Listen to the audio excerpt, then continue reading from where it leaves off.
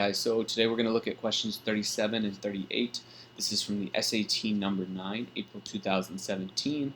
And let's jump in. So 37 says, based on passage 2, which statement best reflects Pendleton's views or view of the Articles of Confederation?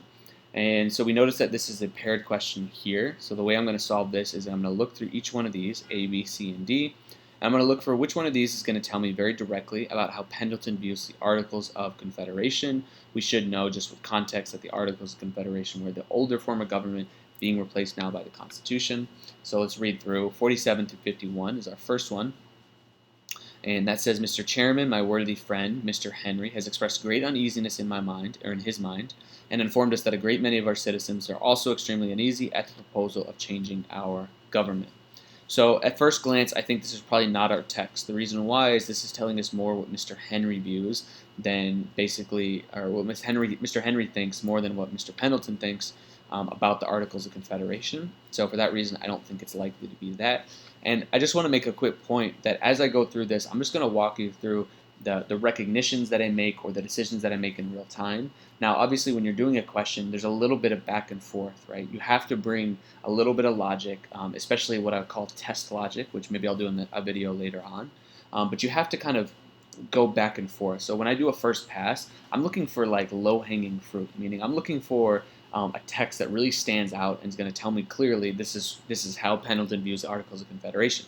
If I don't find anything on that first pass, then I'm going to go back through with a little more discriminating eye, give the answer choice a little more scrutiny. But for now, I'm not going to waste my time deliberating over each choice. I'm just going to kind of glance at it, notice, hey, I don't think this is good. It's probably more about Patrick Henry than it is about Pendleton's view. It could be right. Maybe I'm missing a detail, but for now, I think that's pretty fair.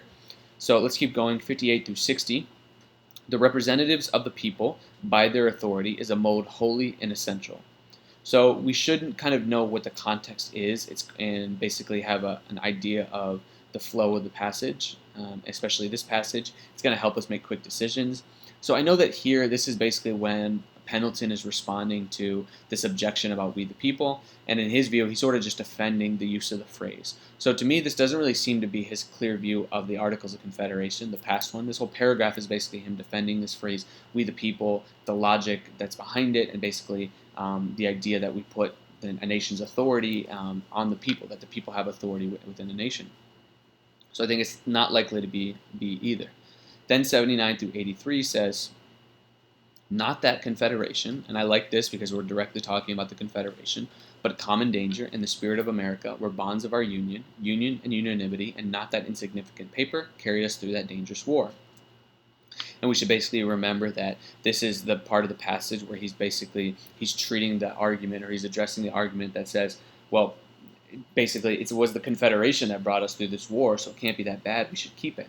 And here he's basically saying it wasn't the Confederation. It was this idea of common danger that we had. It was our spirit of America. It was our union, right? It was that unifying principle, and not that insignificant paper, right, that carried us through the dangerous war.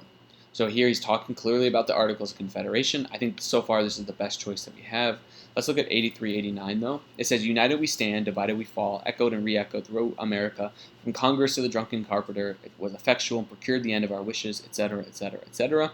So this is kind of comes right after where he's talking about the Confederation. The issue with this one is I think here he's more so talking about the spirit of America. He's more so talking about the importance of this spirit, that we should be careful not to violate it, we should be careful not to forget it, and less directly about the Articles of Confederation. So C, I think, is really our best option, and I'm going to look at C one more time, and basically the point that he's making about the Confederation is that he's calling it an insignificant paper, and it didn't help us get through the war. So I'm going to see if there's an answer choice that will match that.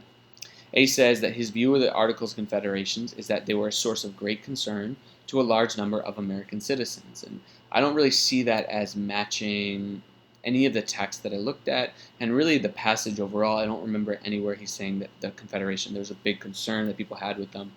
So I think it's probably not likely to be A.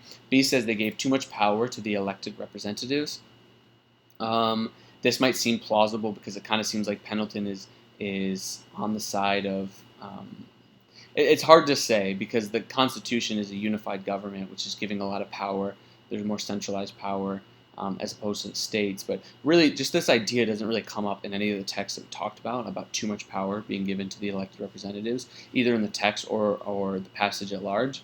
So I think it's probably not likely to be B. Then we have C, which says that the Articles of Confederation served to unite the countries in ways that were unprecedented. It's giving a lot of credit to the Articles of Confederation, saying that they united us in a way that was just unprecedented, unparalleled, a really significant way, which is really not what he's saying. He calls it an insignificant paper, so it's doubtful that he thinks this. D, they had little to do with America's having prevailed in its most recent conflict, and that pretty much matches exactly the text that we looked at here, right? Where he said they were insignificant, they didn't help us get through the war, so little to do with America's prevailing in its most recent conflict. So it's going to be D for 37, and then answer choice C for question 38.